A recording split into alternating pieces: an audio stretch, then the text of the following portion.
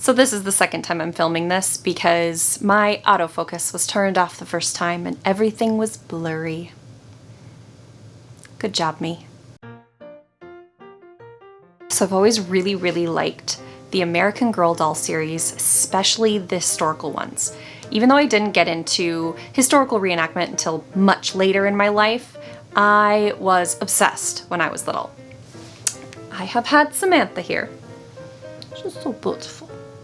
Since I was 8 years old, I got her in 1994 for Christmas from my grandma, and I remember taking her out of the box, and it was like, I vividly remember this, that I was so happy. I was so excited.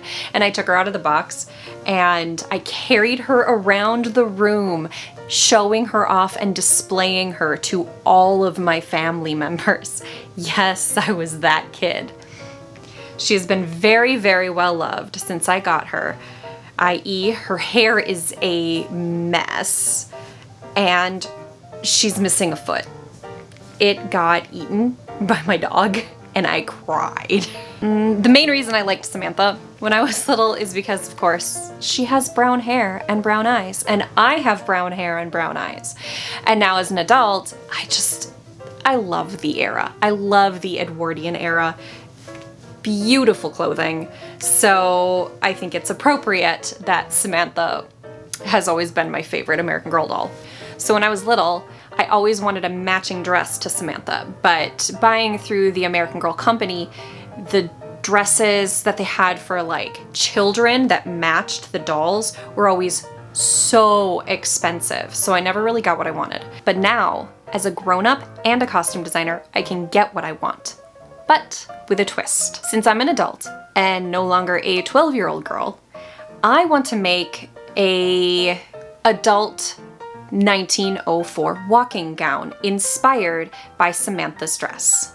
So taking parts of the silhouette, the fabric, the pattern on the fabric, the color, and making something an adult woman would have worn in 1904, which is when Samantha's story takes place. I'm using these fashion plates as my inspiration for what I want my dress to look like. When building a historical dress, I always start with the foundations because you can't really build the outside of it until you have the underneath shape.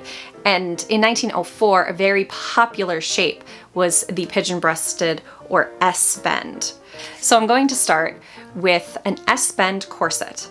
Now I got my pattern instead of making my own pattern because I don't have a ton of spare time because I'm a mom of 3. But I was able to find a 1903 corset pattern from Truly Victorian. So I just went ahead and I got their digital pattern. It prints out on 8.5 by 11 printer paper, which is excellent. You just tape the pieces together where you need to, and it worked perfectly. I'm starting with a mock-up. So I put together the mock-up that I have, and it comes with the breast pads, so you stuff them in your boobs, and a bum pad, which actually goes underneath the corset, which looks and feels a little weird, but it's how it's supposed to go. I promise. My mock-up ended up just a little bit too small, so I have to let out each seam 1/8 of an inch. Yay. I'm splitting this into multiple parts because it's probably going to be a long project and I'm going to have to do piece by piece corset, combinations, skirt, blouse, jacket. I think I want to do a blouse jacket instead of, yeah. Hopefully by the end of this project, I will be a pigeon-breasted beauty and learn a lot along the way. There we go. It has been let out. Much better. Now, because it's closing too much right here, I need to get the hip pad to make my butt do the butt thing.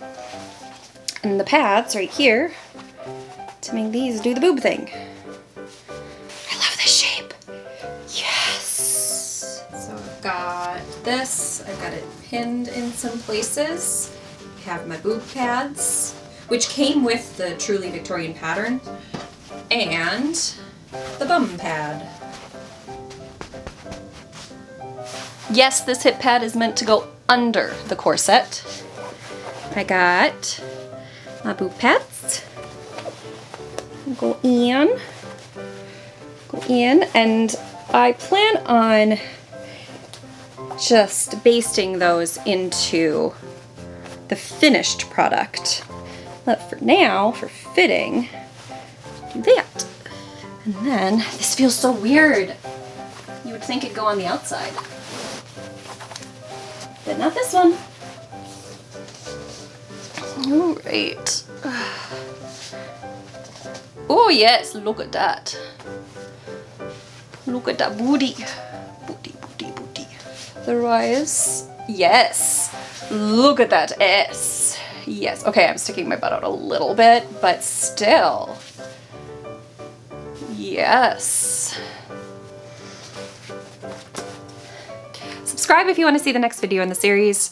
I'm guessing I will work through the corset first, and then I will start on the combinations, which goes underneath the corset, because corsets are inspiring. I wanted to work on it. Bye. Was that weird? That was a little weird.